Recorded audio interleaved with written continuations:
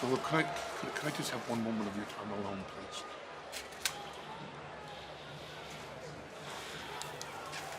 Thank you. Listen, I know my place in life. I'm Roman's wise man. But Solo, you're making decisions. Like the decision to lie and pull Roman from the draft? Yeah, that one backfired on us, Paul. Because of that mistake, we got drafted in the 3rd round when we should have been number 1. It's like you're trying to take money out of my pocket. You trying to do that?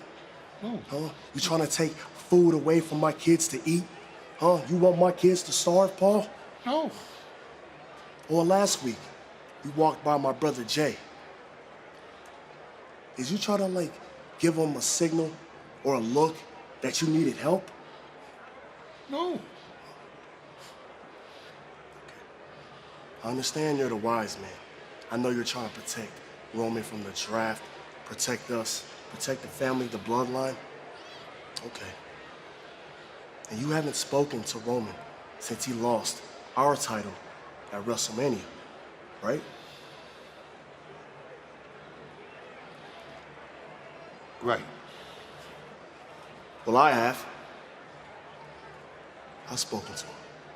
What? And until he comes back, I'm in charge of the bloodline. I call the shots.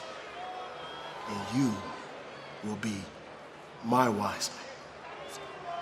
By orders of the tribal chief. Now give me a hug, wise man.